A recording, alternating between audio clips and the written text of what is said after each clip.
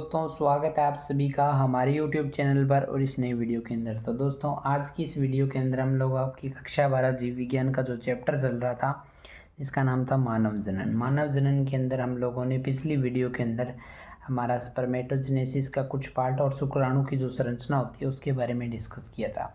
तो अब आगे हमारा टॉपिक आता है अंड जनन या oogenesis।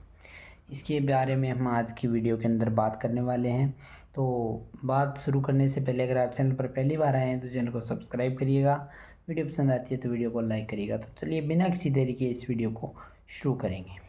तो दोस्तों, जो अंड जनन है, एक परिपक्व मादा युग्मक निर्माण की जो प्रक्रिया होती है उसे बोलते हो अंड जनन। मादा युग्मक कौन होता है? अंडाणु। यानी अंडाणु के निर्माण की क्रिया ही क्या है? अंड जनन यानी oogenesis है। सिंपल भाषा में बोलूँ तो ये शुक्राणु जनन से स्पष्ट रूप से भिन्न है। पिछली वीडियो के अंदर हम लोगों ने पढ़ा था कि शुक्राणु जनन क्या है, शुक्राणु निर्माण की प्रक्रिया, शुक्राणु की संरचना भी देखी थी। तो आपने नहीं देखे तो डिस्क्रिप्शन में लिंक है, वहाँ से ज़रूर से आप वीडियो को देख सकते हैं।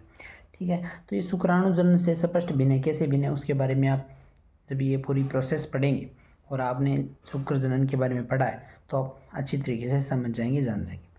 अंडजन की जो शुरुआत होती है वो भ्रूणीय परिवर्धन के चरण के दौरान होती है। यानी उसमें अंडाणु के बनने से पहले कुछ क्या होते हैं, भ्रूण में परिवर्तन होते हैं या परिवर्तन होता है उसमें कुछ। ठीक है, उसके बाद ही क्या होती है, अंडाणु की निर्माण होता है। उसके बाद देखिए, ये प्रक्रम मादा के अंडाशय में होता है, ओवेरी के अंदर होता है। ठीक है, स्तनधारियों में अंडाशय क्या होते हैं, ठोस होते हैं। स्तनधारी मतलब मैमल्स। मैमल्स के अंदर आते हैं मनुष्य, जो आपके अन्य वर्ग के सदस्य पशु पक्षी, ये सब आते हैं स्तनधारियों के अंदर। ठीक है, उसके बाद अंडाशय के वलकुटी क्षेत्र में कई छोटी बड़ी अंडाशय पुट्टिकाएँ पाई जाती हैं। तो मैंने आपको जब पढ़ाया था मादा जनन तंत्र, तो अंडाशय के बारे में जब मैंने आपको पढ़ाया था उसमें मैंने आपको बताया था अंडाशय का एक भाग होता है वलकुट यानी कोर्टेक्स। इसे क्या बोलते हैं? वलकुटी क्षेत्र, कोर्टेक्स रीजन। इस कोर्टेक्स रीजन में छोटी बड़ी अंडाशय क्या पाई जाती है? पुट्टिकाएँ। पुट्टिकाएँ या बोल दो या सिस्ट बोल दो, सिस्ट पाई जाती है, अंडाशय पुट्टिकाएँ पाई जाती है। ये सभी क्या होती है? जननिक एपिथेलियम। एपिथेलियम में एक परत होती है, एपिथेलियम की कोशिकाओं से विभाजन से बनती है। जननिक एपिथेलियम जो होती है, जर्मिनल एपिथेलियम, उसके डिवीज़न के द्वारा क्या होती है, इनका निर्माण होता है। किसकी मैं बात कर रहा हूँ? पुट्टिकाओं की निर्माण हम बात कर रहा हूँ। पुट्टिकाएँ कहाँ पाई जाती है? अंडाशय में पाई जाती है। अंडाशय में कहाँ पाई जाती है? वलकुटी क्षेत्र में पाई जाती है। प्रत्येक प्रारंभिक कुटिका में एक अंडजननी या ऊगोनिया, अंडजननी को क्या बोलते हैं? ऊगोनिया बोलते हैं इंग्लिश में। तो मैं ऊगोनिया बेटर है तो इसलिए ऊगोनिया प्रयोग करूँगा। प्रत्येक प्रारंभिक पुट्टिका में एक ऊगोनिया कोशिका होती है। इन पुट्टिकीय कोशिकाओं के चारों ओर एपिथेलियम कोशिकाओं का आवरण होता है। जो ऊगोनिया होती है उसके चारों ओर भी क्या होता है? एपिथेलियम कोशिकाओं का आवरण होता है। ठीक है, अब बात करते हैं आगे। ये जो पुट्टिकाएँ होती है मादा के लैंगिक परिपक्वन के समय निष्क्रिय रहती है तथा लैंगिक परिपक्वन के बाद सक्रिय हो जाती है। पुट्टिकाएँ कहाँ पाई जा रही है? अंडाशय के अंदर पाई जा रही हैं। ठीक है, तो ये अंडाशय का जब जो अंडाशय होगा वो परिपक्व नहीं होगा, यानी मादा पूरी रूप से परिपक्व नहीं होगी, तब ये क्या होगी? निष्क्रिय, यानी क्या होगी? नॉन एक्टिव होगी। लेकिन जब मादा पूरी तरीके से मैच्योर हो जाएगी तो ये क्या होंगे? सक्रिय हो जाएगी, एक्टिव हो जाएगी। प्रत्येक ऐसी पुट्टिका में अंडजननी वसा का संचय करके वृद्धि करके, अंडजननी मतलब ऊगोनिया, प्रत्येक ऐसी पुट्टिका यानी पुट्टिका हो गई। प्रारंभिक पुट्टिका में क्या होगा? वसा का संचय होगा, यानी फैट क्या होगी? बढ़ेगी और वो क्या करेगी? वृद्धि करेगी। और वृद्धि करके क्या बना लेगी? प्रारंभिक अंडक। क्या बना लेगी? प्रारंभिक अंडक। ठीक है, अब ये जो प्रारंभिक अंडक है ये कणिका में परत से आवृत होता है, इसलिए इन्हें क्या कहते हैं? प्राथमिक पुट्टक कहा जाता है। प्राथमिक अंडक बनाती है और ये क्या होता है? कणिका में परत से आवृत होता है, इसलिए इसे क्या कहते हैं? प्राथमिक पुट्टक कहा जाता है। ठीक है, अब यहाँ से मेन बात आपकी स्टार्ट होती है यौवनारंभ तक। जब यौवनावस्था आरंभ होती है तकरीबन 16, 17, 18 साल की उम्र में, तो इन पुट्टकों का क्या होता है? ह्रास होता है, यानी ये पुट्टक क्या होते हैं? नष्ट होते हैं। यह प्राथमिक पुटक कणिका में परतों से आवृत होता है।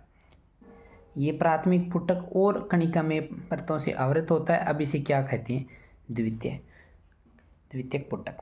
मान लो ये कोई पुटक है, मैं ऐसे ही बता रहा हूँ, ये कोई पुटक मान लो, गोल नहीं बना, कोई दिक्कत नहीं, इसके चारों ये कणिका में परत है, ठीक है, ये इससे आवृत है, ठीक है। तो ये पहले भी कणिका में परत से आवृत था, ये देख लीजिए, तब ये क्या बन गया?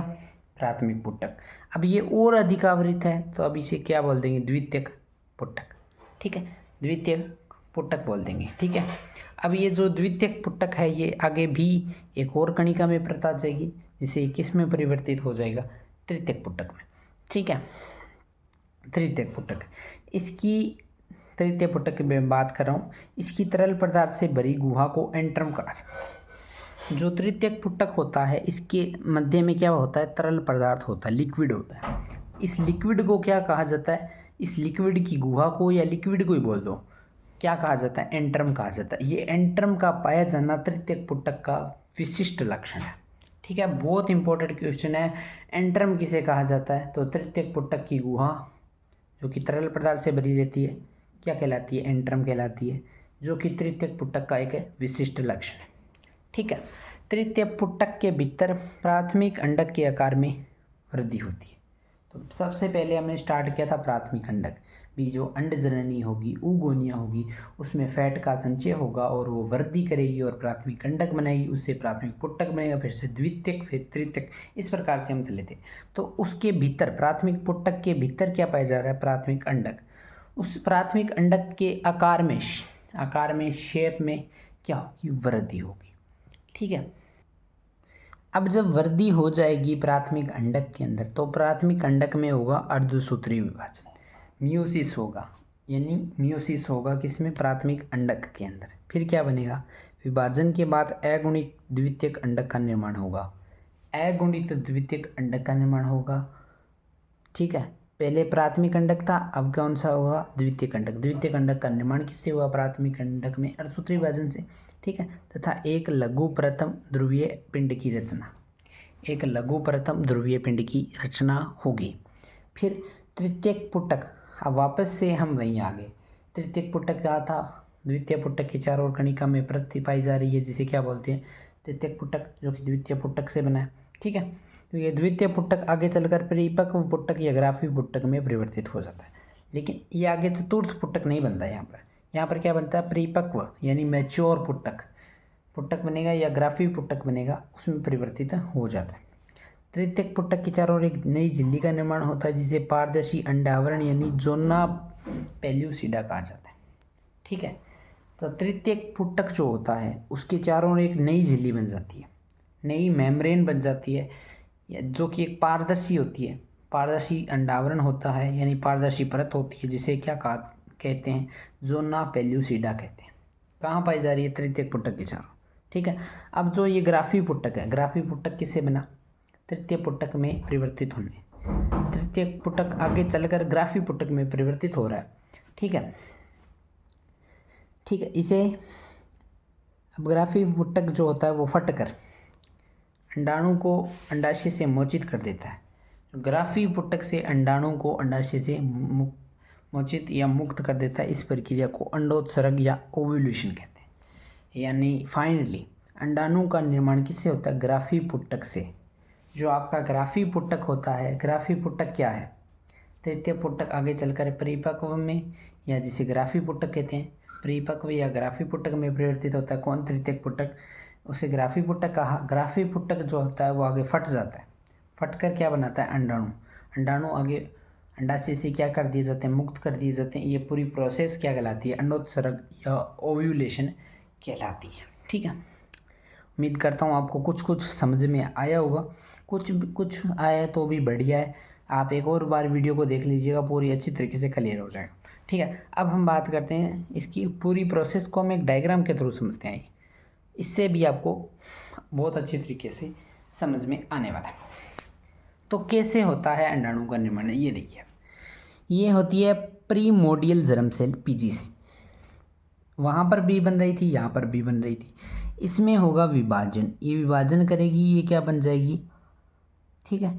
फिर ये 2 बन गई, इस 2 में होगा विभाजन, ये क्या बन गई, उगोनिया। उगोनिया को हमने बोला था अंडजननी। अब इस अंडजननी में क्या होगा, ग्रोथ होगी, वृद्धि होगी।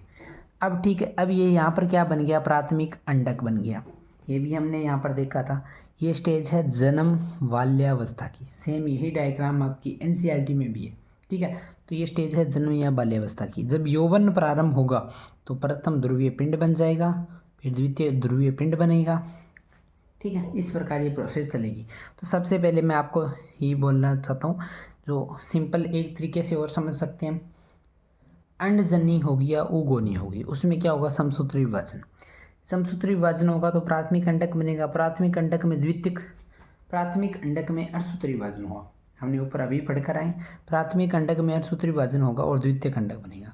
द्वितीयक अंडक से किसका निर्माण होगा, अंडाणु का निर्माण होगा, ठीक है। तो ये डायग्राम बनाकर भी आप अंडजनन को पूरी तरीके से एग्जामिनर को क्लियर करवा सकते हो कि हम ये कहना चाहते हैं, या फिर आप थ्योरी भी लिख सकते हो। दोनों लिखोगे तो और भी बढ़िया, ठीक है।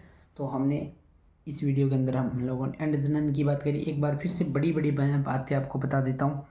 अंडजनन की प्रक्रिया अंडाशय में होती है, ओवेरी के अंदर होती है, ओवेरी ठोस होते हैं, ठीक है। ये किस में होती है, वलकुट क्षेत्र में होती है। वलकुट क्षेत्र में क्या पाई जाती है, पुटक पाई जाती है, अंडजननी पाई जाती है। अंडजननी से किसका निर्माण होता है, प्राथमिक अंडक। अंडक से किसका निर्माण होगा, उसके बाहर लेयर बनेगी, उससे क्या होगा, प्राथमिक पुटक। प्राथमिक पुटक के बाहर लेयर बनेगी, उससे द्वितीयक पुटक, फिर उसके बाद तृतीयक पुटक। तृतीयक से क्या बनेंगे, परिपक्व या ग्राफी पुटक। ये परिपक्व या ग्राफी पुटक होता है, इसके चारों ओर जो तृतीयक पुटक होता है इसके चारों ओर एक झिल्ली पाई जाती है, जिसे जोना पेल्यूसिडा बोला हमने, ठीक है, पेल्यूसिडा। उसके बाद जो ग्राफी पुटक होता है, जो जिसका निर्माण तृतीयक पुटक से हुआ है, उसमें क्या होगा, वो क्या हो जाता है, फट जाता है। और फट जाने के बाद अंडाणु उससे उत्सर्जित होते हैं, निकलते हैं, और वो क्या कर देता है, अंडाणु अंडाशय से मोचित या मुक्त कर दिए जाते हैं। इस प्रक्रिया को हमने बोला अंडोत्सर्ग यानी ओव्यूलेशन। ये पूरी थी अंडन जनन की प्रक्रिया।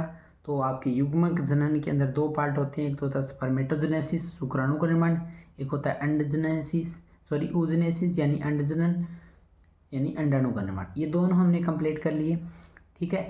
तो अगली वीडियो के अंदर हम लोग आपका एक आर्तव चक्र, मेंस्ट्रुअल साइकिल की बात करेंगे, जो कि महिलाओं के अंदर चलता है, मेमल्स फीमेल जो होती है उनके अंदर चलता है, उसकी हम बात करेंगे। तो उम्मीद करता हूँ आपको ये वीडियो पसंद आई होगी। अगर आपको कुछ भी समझ में आए तो प्लीज़ वीडियो दोबारा देख लीजिएगा, आपको अच्छी तरीके से समझ में आ जाएगा। थोड़ी एनसीईआरटी पर भी फोकस करना, वहाँ से भी आपको अच्छी तरीके से समझ में आ जाएगा। अगर आपको इस टॉपिक को 2-3 बार पढ़ोगे, काफ़ी जटिल है वैसे, लेकिन आप 2-3 बार पढ़ोगे तो क्लियर हो जाएगा। तो उम्मीद करता हूँ वीडियो पसंद आई लाइक, चैनल पर पहली बार है सब्सक्राइब। मिलते हैं आपसे अगली वीडियो में, तब तक के लिए जय हिंद जय भारत।